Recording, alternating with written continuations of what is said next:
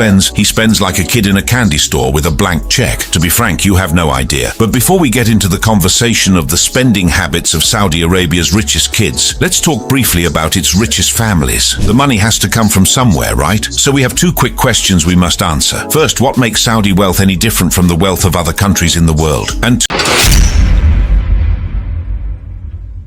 Bismillahirrahmanirrahim. Assalamualaikum warahmatullahi wabarakatuh.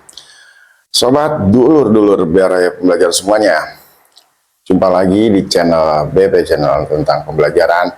Yang kali ini mungkin beberapa sedulur udah banyak yang tahu ya lur ya, Raja Saudi atau King Saudi saat ini seberapa kaya dia dan seperti apa gaya hidupnya ya.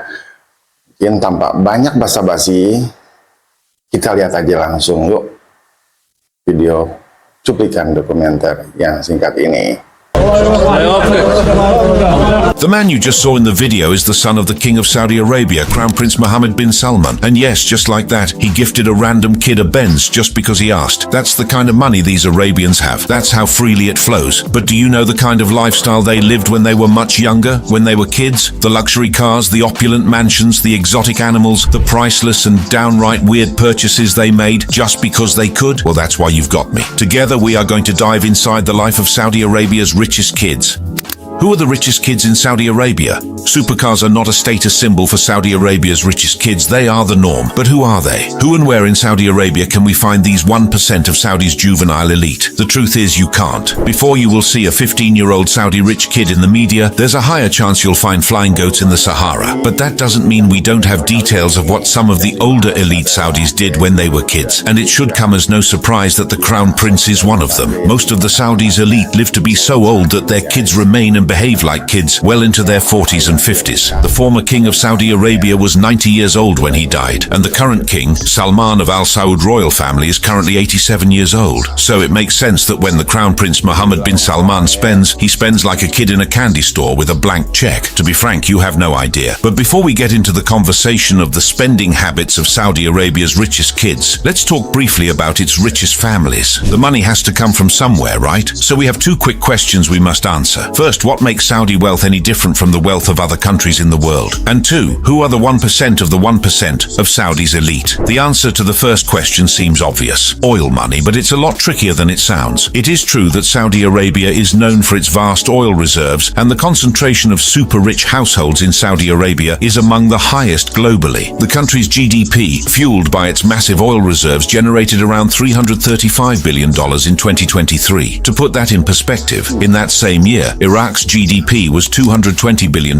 Morocco's was $104 billion, Rwanda's was only $7 billion, and Tonga's was a mere $469 million. In 2023 alone, Saudi Arabia exported $236 billion in crude petroleum. The main destinations of crude petroleum exports was to China for $56.1 billion, Japan for $34.3 billion, India for $32.7 billion, South Korea for $32.5 billion, and the United States for $16.6 billion. However, around all of that oil money is a booming commerce that has elevated its elites to a kind of wealth that would put all of Wall Street to shame. Saudi Arabia's 1% are not just made up of oil tycoons. They include businessmen with worldwide companies that dominate the global landscape. These individuals have bank accounts so deep it would make Elon Musk and Jeff Bezos blush pink. Why? Because while most of the American elite bind their wealth to assets, the Saudis have both the assets and liquidity, billions of it. And while these same Americans have to pay billions in taxes, in 2023 alone, Elon Musk's tax bill was north of $10 billion. Most of the Saudi elites don't even have to bother about taxes. These numbers clearly show that Saudi Arabia reigns as the king of wealth in the Middle East. This is why their wealth is beyond comprehension, and why they live lives of luxury that most of us can only dream of. And it is also why their kids can live opulent lifestyles that most of us would never reach, even if we lived 1,000 lifetimes. So this moves us to our next question. Which Which of the Saudi families are the richest? Well, the obvious answer to that question is the Saudi royal family. The Al Saud royal family, led by King Salman, who ascended the throne of Saudi Arabia in 2015 upon the death of his half-brother, King Abdullah. He is the father of the Crown Prince Mohammed ibn Salman, whose personal wealth is estimated to be around $25 billion. And this is where things get interesting, because Forbes magazine estimates that King Salman's personal fortune sits around $18 billion, making him one of the world's richest royals.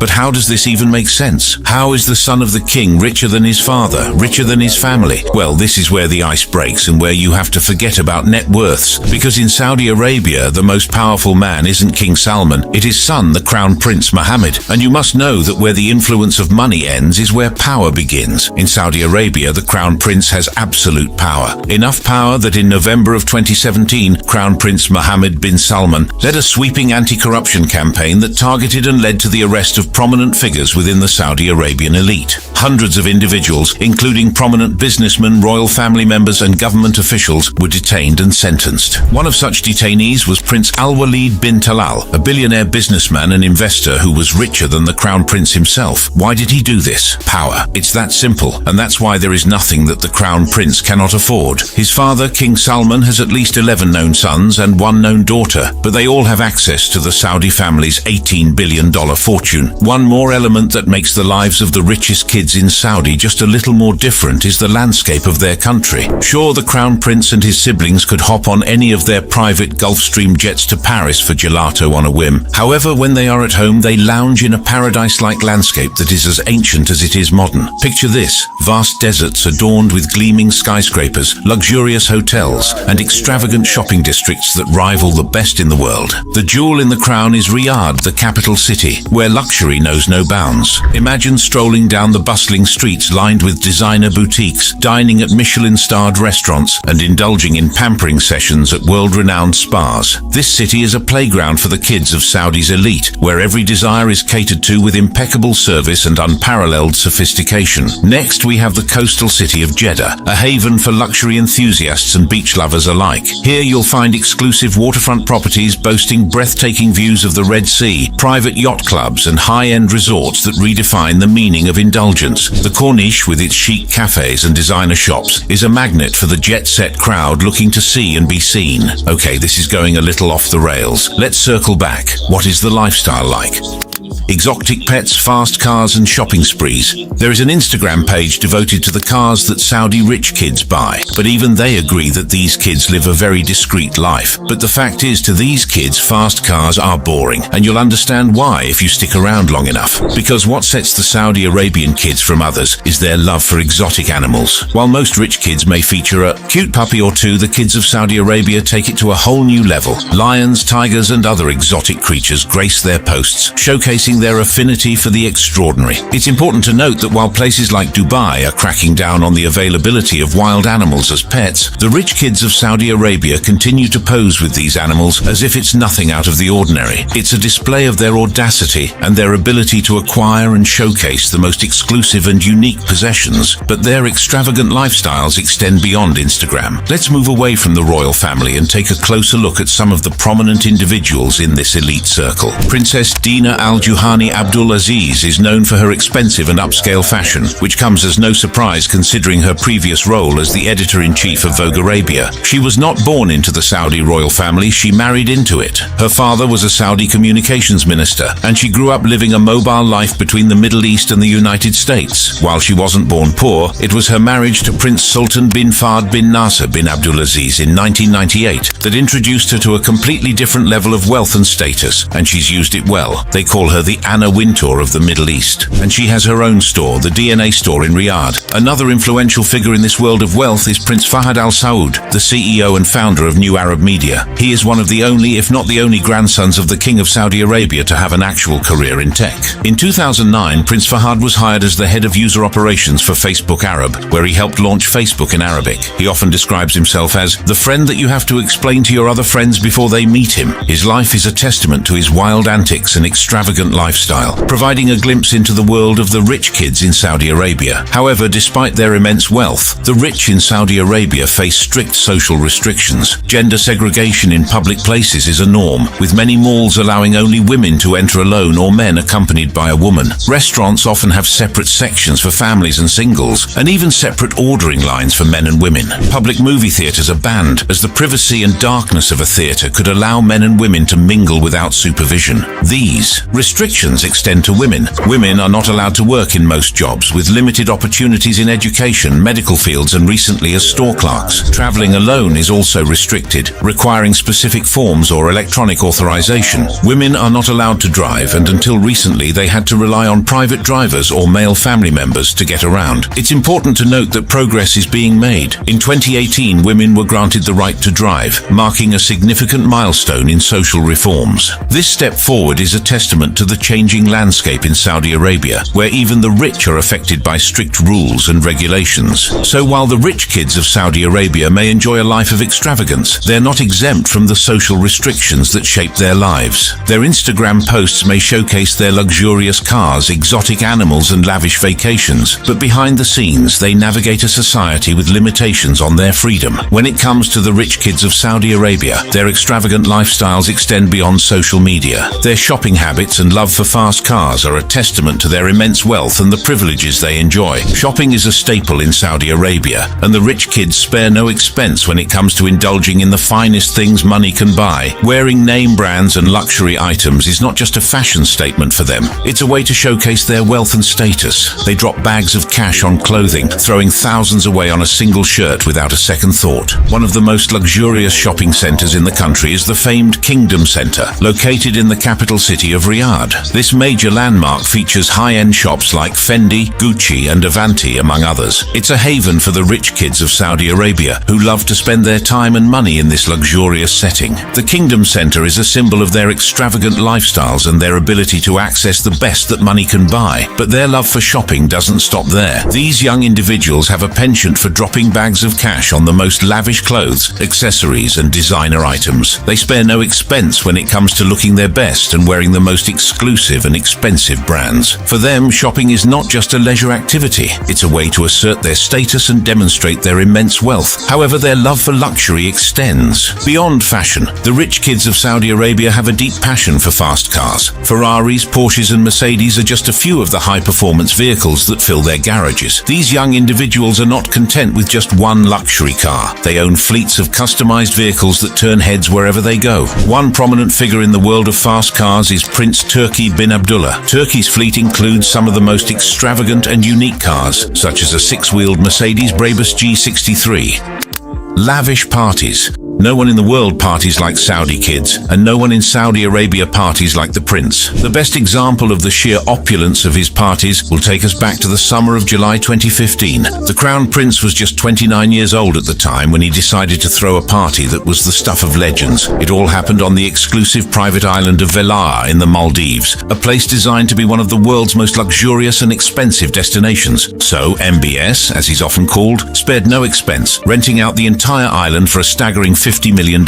Picture this: 4 dozen private villas, some perched on stilts overlooking the azure Indian Ocean, each with its own butler, private deck, and swimming pool. The island even had a snow machine for those who wanted to experience an artificial blizzard on a tropical beach. Talk about a vacation fit for royalty. To ensure absolute privacy, MBS and his entourage had about 150 stunning models flown in from Brazil, Russia, and other glamorous destinations into the islands. They were flown in before MBS and his guests. The parties were set to last nearly a month, featuring A-list entertainment like Pitbull, Psy, DJ Afrojack, Jennifer Lopez, and Shakira. This was the epitome of high-end revelry. Now, the Crown Prince valued discretion above all else because he was aware that the Saudi public was growing weary of the ruling family's extravagant spending. To keep the festivities off the radar, smartphones were strictly forbidden. Staff members were only allowed to carry basic Nokia 3310S for communication, and 2 unfortunate souls who made the error of breaching this rule were fired certified on the spot and sent off the island. The models, who arrived by the literal boatload, underwent STD testing upon arrival, and only after passing were they ushered to their lavish villas. After this, MBS and his guests arrived at the island for entertainment, and the Crown Prince has so much fun that at some point he even took center stage, even hijacking the DJ booth during Afrojack's performance. The parties, illuminated by the glow of the Maldivian moon, often continued until dawn, but as with any tale of excess, word got out. Less than a week into the festivities, local publications caught wind of MBS's presence, and the news spread like wildfire. Swiftly, the Crown Prince and his glamorous entourage departed, leaving the island to return to its serene solitude. Yet this episode did little to curb MBS's appetite for luxury. Shortly after, he splurged over $500 million on the Serene, a 439-foot super yacht that redefined extravagance. Complete with 2 helipads, a submarine dock, an underwater viewing room, a jacuzzi, a movie theater, and a grand piano overlooking a sweeping spiral staircase, the Serene became the crown jewel of his opulent fleet. And that's not all. The Crown Prince also acquired a French chateau near Versailles for over $300 million,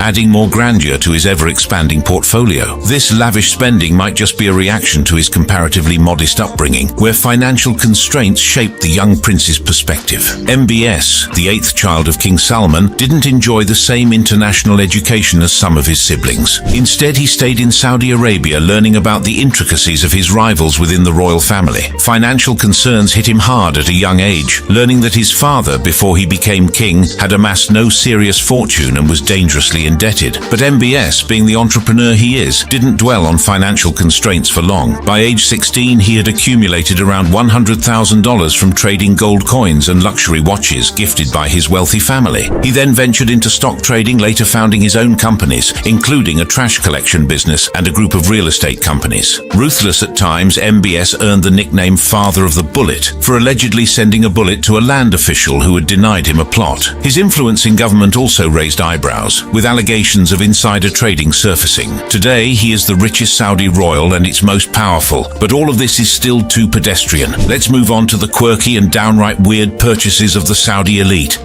The weird spends. Remember when I said supercars are boring for the kids of Saudi Arabian elites? Well, what I forgot to mention is the fact that they love to dip anything they touch in gold, especially their supercars. In fact, princes like Turki bin Abdullah have fleets of gold Lamborghinis lined up in front of the Grand Palace. These custom-made masterpieces are not your ordinary sports cars. They are a testament to the prince's desire to stand out and make a statement. Each gold Lamborghini is meticulously crafted, with no expense spared. The body of the car is meticulously coated in pure gold, giving it an unmatched shine and allure. The interiors are adorned with the finest materials, from plush leather seats to intricate gold accents, creating an ambience fit for royalty. But the extravagance doesn't end with the aesthetics. These gold Lamborghinis are equipped with state-of-the-art technology and performance enhancements, ensuring that the princes experience the pinnacle of luxury and speed. With engines that roar with power and precision, these cars can go from 0 to 60 in a matter of seconds, leaving a trail of awe in their wake. It's not uncommon to spot these gold Lamborghinis cruising through the streets of Riyadh or parked outside exclusive events. But the question remains, why gold Lamborghinis? Why not settle for the standard models like everyone else? The answer lies in the princess's desire to push the boundaries of luxury and extravagance. Gold, a precious metal associated with wealth and prosperity, perfectly encapsulates their opulent lifestyle. It's a way for them to demonstrate their ability to turn even the most mundane objects into extraordinary works of art. The cost of these gold Lamborghinis is staggering. While a standard Lamborghini Aventador can set you back a few $100,000, the price tag for a gold version costs as much as $8 million.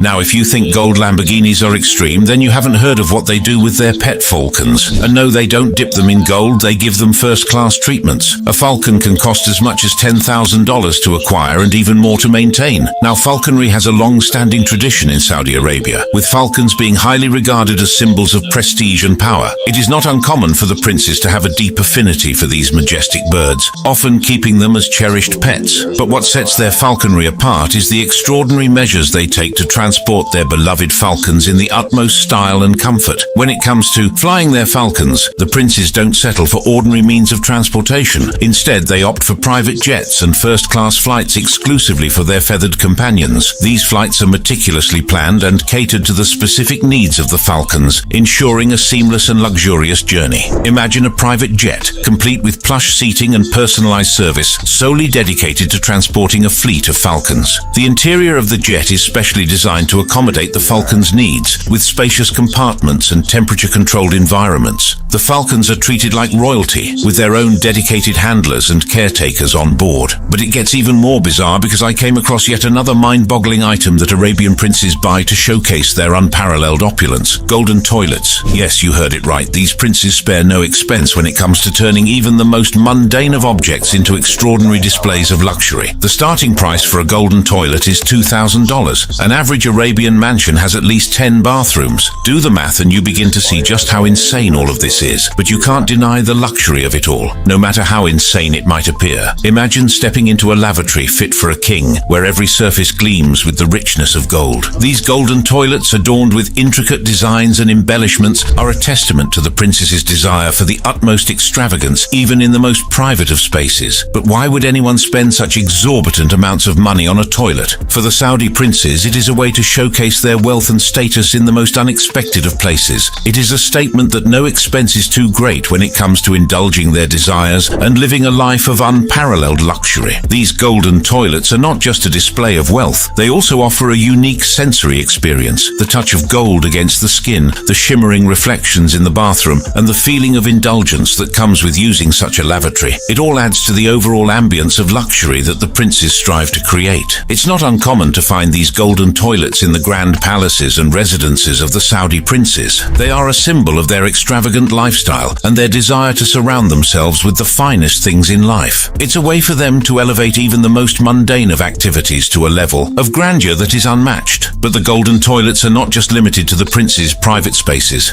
Some luxury hotels and establishments in Saudi Arabia have also embraced this trend, offering their guests the opportunity to experience the ultimate in opulence and extravagance. It's a way for them to cater to the desires of their affluent clientele and create a truly unforgettable experience. But what's crazier than gold? Diamonds. And if you were an Arabian prince, what would you do with it? Encrust your Mercedes-Benz in it, because that is exactly what Prince Al-Talal bin Abdulaziz did for his 38th birthday. This makes the gold-plated Lamborghini look like child's play. It is a mink-furnished Mercedes SL 600 worth $4.8 million.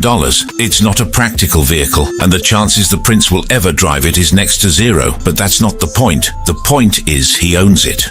Gila ya. Nah, Lur, gimana? Udah lihat cuplikan dokumenternya? Menurut gua, ini adalah sesuatu yang memang jadi pemborosan. Tapi seperti kata banyak netizen Indonesia, lu punya duit, lu kuasa. Nah, bayangin aja, bukan cuma hanya mobilnya yang dilapisin emas, tapi toiletnya, bukan tokainya dilapisin emas, Lur. Gimana nggak dibilang pemborosan? Itulah gaya hidup orang kaya dari anak-anak Raja Salman Saudi. Gimana tanggapannya? Silakan, Lur. Jika ingin ada yang menambahkan komentar dan menanggapi postingan kali ini, semoga postingan di kali ini bisa menambah wawasan bagi kita semua, ya, dan bisa diambil hikmahnya bahwa hidup nggak harus boros itu.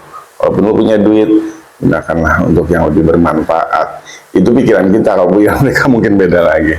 Silakan jika ada yang ingin berkomentar, dan jangan lupa like and subscribe. Silakan dibagikan postingan ini jika memang bermanfaat untuk tambahan wawasan bagi kita semua. Terima kasih menonton.